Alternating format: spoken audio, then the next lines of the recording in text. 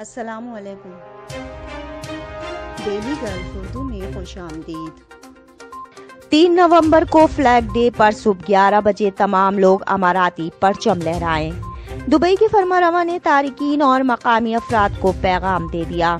تفصیلات کے مطابق دبئی کے فرمانروا اور متحدہ عرب امارات کے وزیر اعظم اور نائب صدر شیخ محمد بن راشد ال مکتوم نے امارات میں مقیم تارکین وطن اور مقامی افراد کے علاوہ وزارتوں اور سرکاری اداروں اور محکموں کو تاکید کی ہے کہ وہ 3 نومبر 2020 کو فلیگ ڈے کے موقع پر گھروں اور اہم سرکاری تنصیبات پر اماراتی پرچم لہرا کر UAE سے اپنی محبت کا ثبوت دیں اور دنیا کو دکھا دیں کہ امارات میں مقیم تمام شہری اور تارکین وطن اس ملک سے کتنا لگاؤ رکھتے ہیں۔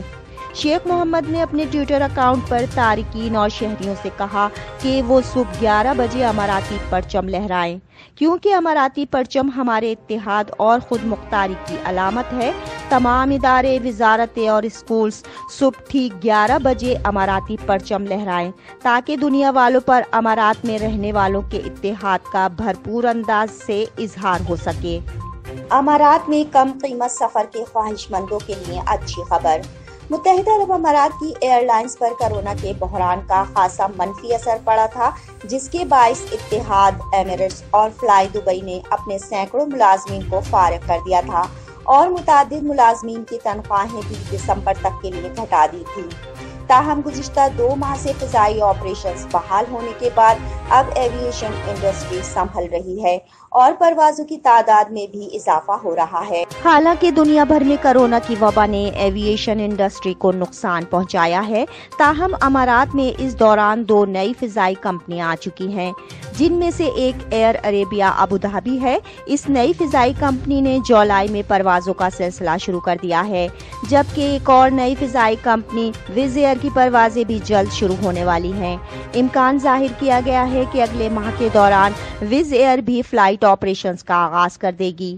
ان دونوں نئی ایئر لائنز کے باعث امارات میں لوگوں کو کم قیمت میں سفر کی سہولت دستیاب ہوگی، جس سے خصوصاً کم آمدنی والے پاکستانی اور بھارتی باشندوں کو بہت فائدہ ہو سکتا ہے۔ دبئی گلوبل ولیج کے حوالے سے اہم اعلان کر دیا گیا۔ دنیا بھر میں شہرت رکھنے والے shopping festival Dubai global village کا 25 اکتوبر 2020 سے آغاز ہونے جا رہا ہے۔ اس بار کی خاص بات یہ ہے کہ گلوبل ولیج کے انعقاد کے 25 سال پورے ہونے پر سلور جوبلی بھی منائی جائے گی۔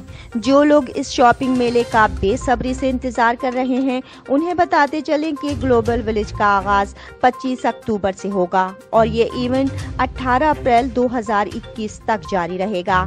اتوار اور بدھ کے روز یہاں آنے کے اوقات شام 4 بجے سے رات 12 بجے تک ہوں گے، جبکہ جمعرات اور جمعے کے روز کے اوقات شام 4 بجے سے رات 1 بجے تک ہوں گے۔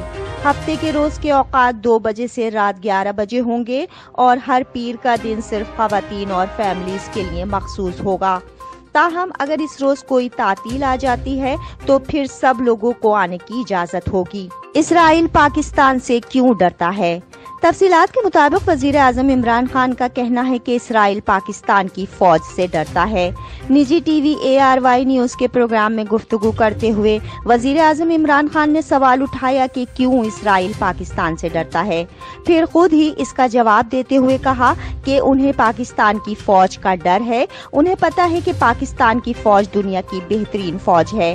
ہم ایک نیوکلیئر طاقت ہیں۔ وزیر اعظم نے کہا کہ امریکہ میں سب سے تگڑی لابی اسرائیل کی ہے۔ امریکہ کی مشرق وسطی کے حوالے سے پالیسی کو اسرائیل کنٹرول کرتا ہے۔ انڈین اور اسرائیلی لابی مل کر پاکستان کے خلاف سازشیں کر رہی ہیں اور اپوزیشن نے ان کے ساتھ ہاتھ ملا لیا ہے۔ متحدہ عرب امارات میں کرونا وائرس کے نئے کیسز کا اعلان۔ متحدہ عرب امارات میں 24 اکتوبر بروز ہفتہ کرونا وائرس کے 1491 نئے کیسز ریکارڈ، جبکہ امارات کی وزارت صحت کی جانب سے جاری اعداد و شمار کے مطابق متاثرین کی مجموعی تعداد 1,23,764 تک جا پہنچی ہے۔ پچھلے 24 گھنٹوں میں 1,826 صحت یابیوں کے بعد صحت یابیوں کی کل تعداد 1,16,894 ہو گئی ہے۔ آج کرونا سے کوئی ہلاکت نہیں ہوئی۔ مہلک وائرس سے ہلاکتوں کی کل تعداد 475 ہو گئی ہے۔ اب تک کے لیے اتنا ہی. اگلے بلیٹن تک کے لیے خدا حافظ.